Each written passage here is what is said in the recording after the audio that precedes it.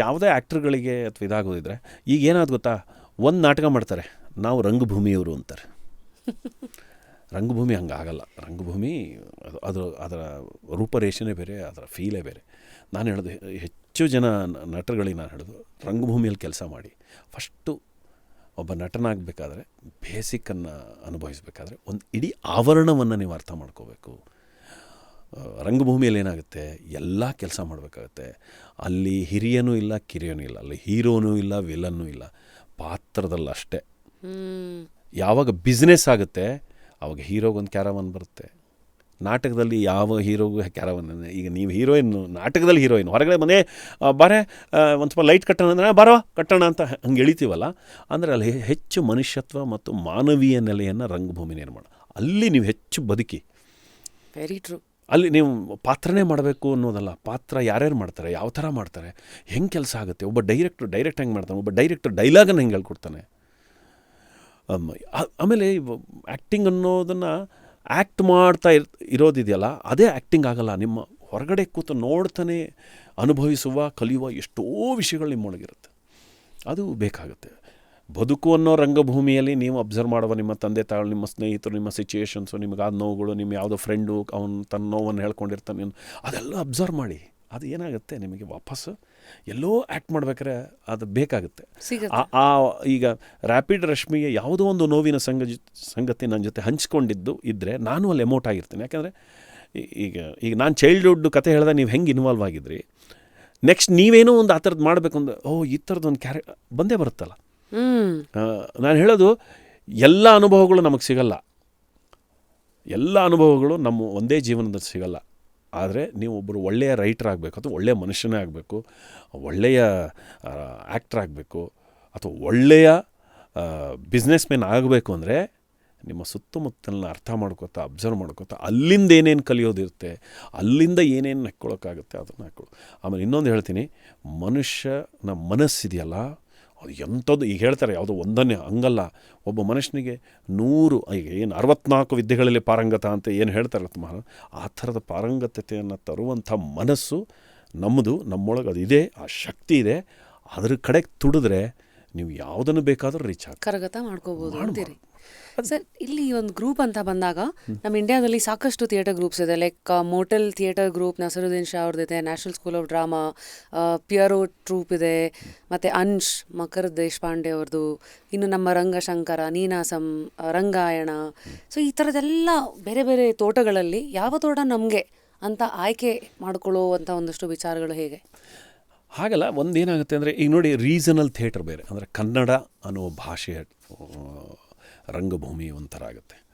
ಆಮೇಲೆ ಅದೇ ತರಹ ನಿಮಗೆ ಹಿಂದಿಗೆ ಹೋದಾಗ ಅಲ್ಲಿಯ ಭಾಷೆ ನೀವು ಕಲಿಬೇಕಾಗುತ್ತೆ. ಅಂದರೆ ನೀವು ಕನ್ನಡದವರಾಗಿದ್ದರೆ ಅಲ್ಲಿ ನಿಮಗೆ ಇಂಟ್ರೆಸ್ಟ್ ಇದೆ, ನೀವು ಭಾಷೆಯೂ ಕರಗತ ಮಾಡ್ಕೋಬೇಕು. ಈಗ ನಿಮ್ಮ ಮಾತೃಭಾಷೆಯಲ್ಲೇ ರಂಗಭೂಮಿ ಮಾಡ್ತಾ ನಿಮ್ಗೆ ಗೊತ್ತಿಲ್ಲ. ನಮ್ಮ ಕಾಲದಲ್ಲಿ ಏನಾಗುತ್ತೆ, ನಮಗೆ ಇಂಗ್ಲೀಷೆಲ್ಲ ನಮಗೆ ಮಾತಾಡಬೇಕು ಅಂತ ಅನಿಸಿದ್ದೆ ನಮಗೆ 20-25 ವರ್ಷ ಆದಮೇಲೆ ಹಿಂಗೆ ಶುರುವಾಯ್ತು ನಮಗೆ. ಯಾಕೆಂದ್ರೆ ನಾವು ಫುಲ್ ಕನ್ನಡದಲ್ಲೇ ಇದ್ದಿದ್ದು, ನಮಗೆ ಬೇರೆ ಹೊರ ಇದಿರಲಿಲ್ಲ. ಈಗ ಹಾಗಿಲ್ಲ. ಈ ಓದಿನಲ್ಲಿ ನಿಮಗೊಂದು ಭಾಷೆ ಬೇರೆ ಆಗಿದೆ. ಆಮೇಲೆ ನಿಮಗೆ ಹಿಂದಿ ಒಂದು ಪಾರ್ಟ್ ಆಫ್ ಎಂಟರ್ಟೈನ್ಮೆಂಟಿಂದನೋ ವ್ಯವಹಾರದಿಂದನೋ ಅದು ಆಗುತ್ತೆ.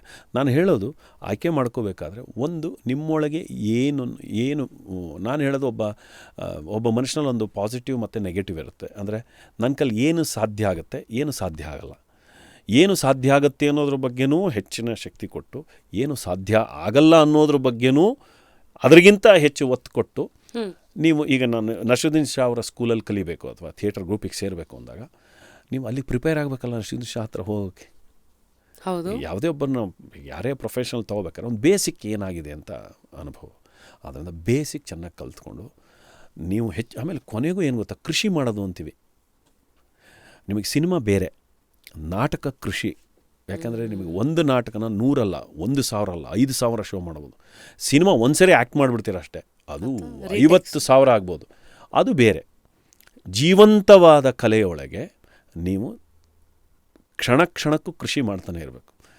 ಕ್ಷಣ ಕ್ಷಣಕ್ಕೂ ಕೃಷಿ, ಓದೋದಿರ್ಬೋದು, ನಟನೆ ಇರ್ಬೋದು, ವಾಯ್ಸ್ ಎಕ್ಸಸೈಸ್ ಇರ್ಬೋದು, ಹೇಗೆ ನನ್ನ ವಾಯ್ಸನ್ನು ಇದು ಮಾಡಬೇಕು, ನಾನು ಬೇಸಲ್ಲಿ ಮಾತಾಡೋದ್ರೆ ಹೇಗಿರಬೇಕು, ನಾನು ಆರು ಚತುರ್ಮುಖ ಬ್ರಹ್ಮನ ಮೊಮ್ಮಗನ ಅಂತ. ಈಗ ನಾನು ಸುಮ್ಮನೆ ಇದು ನಿಮಗೆ ಕ್ಲೀಶೇನೂ ಅನಿಸ್ಬೋದು. ಅಂದರೆ ವಾಯ್ಸಿನ ವೇರಿಯೇಷನ್ ಏನು, ನಾನು ಹೆಂಗೆ ಮಾತಾಡಬೇಕು, ಎಲ್ಲಿ ಕೂತಾಗ ಹೆಂಗೆ ಮಾತಾಡ್ತೀವಿ, ಯಾವ ಥರ ಇರುತ್ತೆ, ಇದೆಲ್ಲವೂ ಅಬ್ಸರ್ವೇಷನ್ ಬೇಕಾಗುತ್ತೆ. ಹಾಗಾಗಿ ಕೃಷಿ ಬೇಕು, ಓದಬೇಕು. ಒಬ್ಬ ನಟ ನಿಜವಾಗ್ಲೂ ಓದಬೇಕು, ಡೈಲಿ ಪೇಪರ್ ಓದಬೇಕು, ಡೈಲಿ ಏನಾಗ್ತಿದೆ ನೋಡಬೇಕು. ಸಿದ್ದರಾಮಯ್ಯವ್ರನ್ನೂ ನಾನು ಪ್ರೀತಿಸ್ಬೇಕು, ಮೋದಿನೂ ಪ್ರೀತಿಸ್ಬೇಕು, ಡಿ ಕೆ ಅವ್ರನ್ನೂ ಪ್ರೀತಿಸ್ಬೇಕು. ನೀವು ಅಂದರೆ ಒಬ್ಬ ಕಲಾವಿದ ಆದರೆ ಪ್ರತಿಯೊಂದನ್ನು ಪ್ರೀತಿಸೋದಕ್ಕೆ ನಿಮ್ಮ ಕೈಲಿ ಸಾಧ್ಯ ಇದೆ. ಪ್ರತಿಯೊಂದು ನೀವಾಗಬಹುದು ಅನ್ನುವಂಥ ಒಂದು ಇದಿದೆ. ಅಂದರೆ ಕಲಾವಿದನಿಗೆ ಮಾತ್ರ ಸಾಧ್ಯ, ಅದು ಬೇರೆ ಯಾರಿಗೂ ಸಾಧ್ಯ ಇಲ್ಲ. ಅಂದರೆ ನನಗೆ ಡಿ ಕೆ ಅವ್ರ ಬಾಡಿ ಲ್ಯಾಂಗ್ವೇಜ್ ಭಾಳ ಇಷ್ಟ. ಅವರು ಕೂರೋದು, ಆಮೇಲೆ ಅವರು ನೋಡೋದು, ಸಿದ್ದರಾಮಯ್ಯವರ ಗತ್ತೆ ಬೇರೆ ನೋಡಿ ನಾನು ಹೇಳ್ತಿರೋದು. ಅದೇ ಥರ ನಿಮಗೆ ಯಡಿಯೂರಪ್ಪನವರು ಯಾವಾಗಲೂ ಅವರು ಇರೋ ಇದಿರ್ಬೋದು ಅಂದರೆ ನನಗೆ ಇಷ್ಟ ಅದು ನಾನು ಕಲಾವಿದನಾಗಿ ನೋಡೋದು. ನನ್ನ ನಟನೆಗೆ ಇಂಥ ಪಾತ್ರದೊಳಗಿನ ಯಾಕೆ ಗಡಿಸಿದೆ, ಅದರ ಹಿಂದಿನ ಹಿಸ್ಟ್ರಿ ಏನು ಅಂತ ನಾನು ಓದ್ಕೋತೀನಿ. ಯಡಿಯೂರಪ್ಪನವರು ಸೈಕಲ್ ಮೇಲೆ ಕೂತು ತಮ್ಮ BJPಯ ಇದನ್ನು ಕಟ್ಟಿದ್ದಿರ್ಬೋದು. ಕುತೂಹಲ ಅವರೊಂದು ಲೈಫ್ ಸ್ಟೋರಿ ಬಂದುಬಿಡುತ್ತಲ್ಲ. ಈಗ ಸಿದ್ದರಾಮಯ್ಯವ್ರು ಹೆಂಗೆ ಬಂದರು, ಎಲ್ಲಿದ್ದರು, ಯಾವ ಥರ ಇದ್ದರು, ಯಾವ ಹೋರಾಟದಿಂದ ಬಂದರು, ಹೇಗೆ ಸಮುದಾಯಗಳ ಜೊತೆ ಹೋರಾಡ್ತಾ ನಿಮಗೆ ಆಗಿನ ರಾಮಕೃಷ್ಣ ಹೆಗಡೆಯವರಿದ್ದ ಕಾಲದಲ್ಲಿ ಅವರು ಲಾ ಓದ್ತಾ ಏನೇನು ಇದನ್ನಾದರೂ ಅವ್ರಿಗೂ ನಟನಾಗಬೇಕು ಅಂತ ಆಸೆ ಇತ್ತು ಅಂತ ಒಂದು ಕಡೆ ಹೇಳ್ಕೊತಾರೆ ಅವರು. ಆಮೇಲೆ ನೋಡಿದ್ರೆ ನೀವು ಸಿದ್ದರಾಮಯ್ಯವ್ರ ಡಾನ್ಸಲ್ಲಿ ಪಕ್ಕಾ ಲಯವಾದ ಡಾನ್ಸ್ ಅದು ಸಿದ್ದರಾಮಯ್ಯವ್ರದ್ದು. ನೀವು ನೋಡಿ ಬೇಕಾರೆ ಇದಲ್ಲ ಅಲ್ಲ, ನಾನು ಹೇಳೋದು ಒಬ್ಬ ರಾಜಕಾರಣ ಡಾನ್ಸ್ ಮಾಡೋದ್ರಲ್ಲಿ ಏನೂ ಇದಿಲ್ಲ. ಅದು ಬೇರೆಯವ್ರು ಏನಂತಾರೆ ಬೇರೆ. ನನಗೆ ಭಾಳ ಅಂದರೆ ನಾನೊಬ್ಬ ಕಲಾವಿದನಾಗಿ ನನಗೆ ಮೋದಿನೂ ಇಷ್ಟ, ಸೋನಿಯಾ ಗಾಂಧಿನೂ ಇಷ್ಟ. ಕಲಾವಿದನಾಗಿ ಒಂದು ನಾನು ನೋಡಿದ್ರೆ ಹೇಗೆ ಆ ಸಿಚುಯೇಷನ್ ಅವ್ರು ಎದುರಿಸಿದ್ರು, ಈಗಿರುವ ರಾಜಕೀಯದ ಈಗಿದೆ ಇದರಲ್ಲಿ ನೋಡ್ತಾ ಇದ್ದರೆ, ನಾನೊಬ್ಬ ಕಲಾವಿದನಾಗಿ ನೋಡಿದ್ರೆ ಅದನ್ನು ಒಂದು ಬೇರೆ ಥರದ ಲೈಫಾಗಿ ನೋಡ್ತೀನಿ. ಟೋನಲ್ ಕ್ವಾಲಿಟಿ ಹೇಗೆ ಮಾತಾಡ್ತಾರೆ, ಈ ಬಿಸಿ ಏರ್ತಾ ಇದೆ, ಆಗ ಒಬ್ಬ ರಾಜಕಾರಣಿ ಹೇಗೆ ಮಾತಾಡ್ತಾರೆ, ಆ ಸಿಚುಯೇಷನ್ ಬಗ್ಗೆ ಹೇಗೆ ಹೇಳ್ತಾರೆ, ಅಗ್ರೆಸಿವ್ ಹೇಗಾಗ್ತಾರೆ, ಯಾವ ವಿಷಯ, ಆವಾಗ ಎಮೋಷನ್ ಗೊತ್ತಾಗುತ್ತೆ. ನಮ್ಮ ಅಬ್ಸರ್ವೇಷನ್ ಆ ಥರ ದೈನಂದಿನ ಜೀವನದ ಅದೊಂದು ಥರದ್ದಾದರೆ ನಿಮಗೆ ಇಲ್ಲಿ ನಮ್ಮ ಸುತ್ತಮುತ್ತ ಇರೋರ ನಡುವೆ ಯಾರ್ಯಾರಿದ್ದಾರೆ, ನಮ್ಮ ಅಪ್ಪ ಅಮ್ಮ ಸ್ನೇಹಿತರು, ಅಲ್ಲದೆ ಬಸ್ ಸ್ಟ್ಯಾಂಡು ಇಲ್ಲ ಫ್ಲೈಟಲ್ಲಿ ಹೋಗ್ತಾನೋ, ಎಲ್ಲಿ ಏನು ನಡ್ತೀವಿ, ಪ್ರತಿ ಕ್ಷಣ ಒಬ್ಬ ಆ್ಯಕ್ಟರ್ ಆದನು ಜಾಗೃತನಾಗಿರಬೇಕು. ಆಮೇಲೆ ಆಕ್ಟೋಪಸ್ ಥರ ಎಲ್ಲ ಕಡೆ ಹೀರ್ಕೊಳ್ಳೋ ಇದಿರಬೇಕು. ನೀವು ನಾನು ಹೇಳೋದು, ನೀವು ಸ್ಟಾರ್ ಆಗ್ತಿರೋ, ದುಡ್ಡು ಮಾಡ್ತಿರೋ, ಯಶಸ್ಸು ಮಾಡ್ತಿರೋದ್ರ ಬಗ್ಗೆ ನಾನು ಹೇಳ್ತಾನೆ ಇಲ್ಲ. ನೀವು ಕಲಾವಿದರಾಗಬೇಕು. ಕಲಾವಿದ ಅಂದ ತಕ್ಷಣ ಫೇಮಸ್ ಆಗಬೇಕಾಗಿಲ್ಲ. ನಿಮ್ಗೆ ಅದರ ಬಗ್ಗೆ ಅರಿವು, ಅದರ ಬಗ್ಗೆ ಇರುವಂಥ ಪ್ರೀತಿ ವಿಸ್ತಾರವಾಗಿ ಹಾಗೆ ತಿಳ್ಕೊಳ್ಳೋದು ಅಂತಿದ್ದಲ್ಲ, ಅದು ಭಾಳ ಇಂಪಾರ್ಟೆಂಟ್.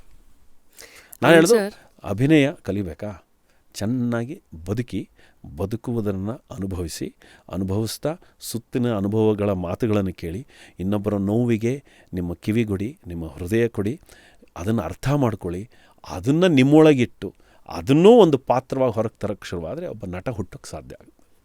ಅದು ಓದಬೇಕಾಗುತ್ತೆ, ರಾಮಾಯಣನೂ ಓದಬೇಕಾಗುತ್ತೆ, ದಲಿತ ಸಾಹಿತ್ಯ ಓದಬೇಕಾಗುತ್ತೆ, ಈ ಕಡೆ ನೀವು ಹಿಸ್ಟ್ರಿ ಓದಬೇಕಾಗುತ್ತೆ, ಇನ್ನೊಂದು ಓದಬೇಕಾಗುತ್ತೆ. ಅಲಾವುದ್ದೀನ್ ಖಿಲ್ಜಿ ಹೇಗಿದ್ದ, ಅದೇ ಬಾಳಂಭಟ್ಟ ಹೇಗಿದ್ದ, ಬಾಳಂಭಟ್ಟ ಅನ್ನೋನು ಮಹಾನ್ ಒಬ್ಬ ಇವನು.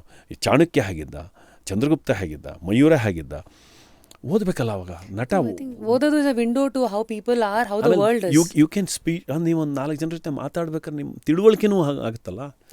ನಟ ಅಂದರೆ ಬರೀ ಆ್ಯಕ್ಟಿಂಗ್ ಮಾಡಿ ಇದು ಮಾಡೋದಲ್ಲ, ನಟನೊಳಗೆ ಅಗಾಧವಾದ ತಿಳುವಳಿಕೆ. ಗುಬ್ಬಿ ವೀರಣ್ಣವ್ರು ತುಂಬ ಚೆನ್ನಾಗಿ ಮಾತಾಡೋರು, ಕಾರಂತರು ಮಾತಾಡೋರು, ರಾಜ್ಕುಮಾರ್ ಅವ್ರು ಏನೂ ಗೊತ್ತಿಲ್ಲ ನಾನು ಹೇಳೋದು ಗೊತ್ತಿಲ್ಲ ಅನ್ನೋದು ಕೂಡ ನಿಮ್ಗೆ ಗೊತ್ತಿರಬೇಕು. ಅದು ಮೋಸ್ಟ್ ಇಂಪಾರ್ಟೆಂಟು.